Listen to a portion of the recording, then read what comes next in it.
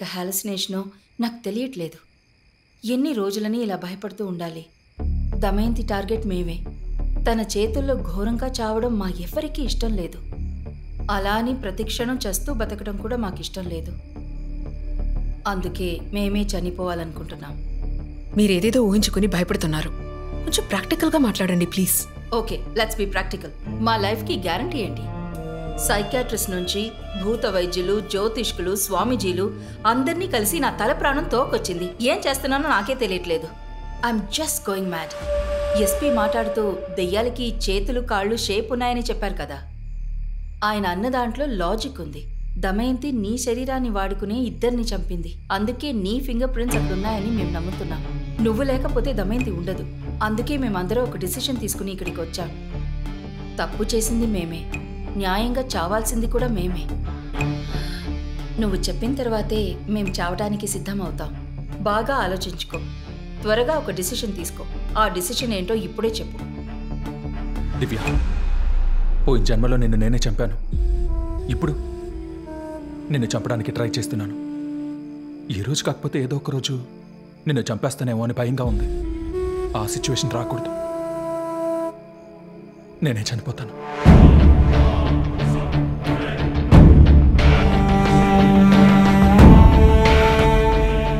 ఆలోచించి చూస్తే మీరు చెప్పేది న్యాయమే. మీ సిచ్యువేషన్లో నేనున్నా ఇలాగే భయపడేదాన్ని.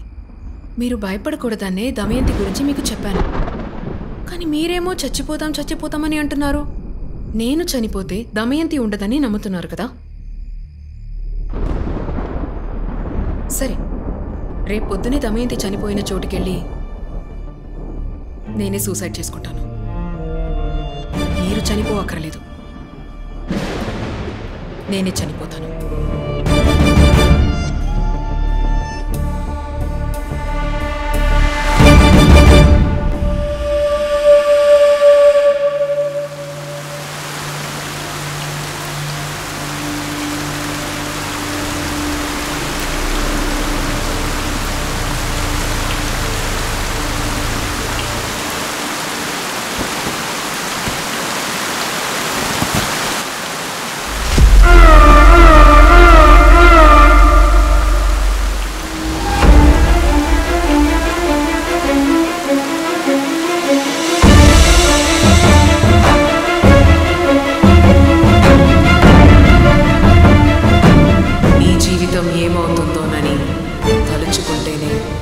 మనసంతా భారం అవుతుంది. త్వరలోనే ఇదే స్థలంలో నువ్వు పెద్ద ప్రమాదంలో చిక్కుకుంటావు. ఆ సమయంలో నీకు సహాయం చేసేందుకు నేనుండను.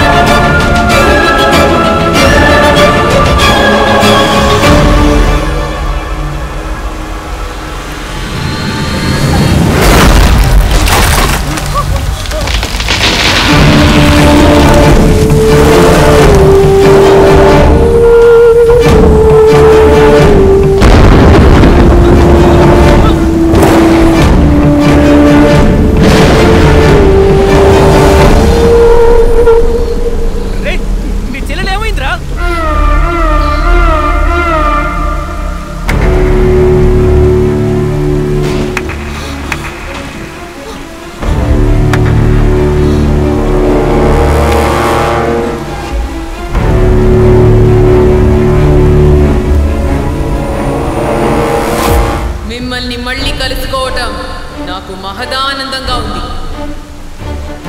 మీ తెలివితేటలతో కుతంత్రం పన్ని దివ్యని ఆత్మహత్య చేసుకునేలా ప్రేరేపించారు. కానీ మీరు చేసిన తప్పిదం ఏంటో తెలుసా? తనతో పాటు మీరు కూడా ఈ చెట్టకు రావడమే. ఇక మిమ్మల్ని విడిచిపెట్టడం దివ్యకి మంచిది కాదు. అది మనల్ని ఇక్కడికి తీసుకొచ్చి మోసం చేసి గొంతు కోసింది. దాన్ని వదిలిపెట్టదన్నయ్యా.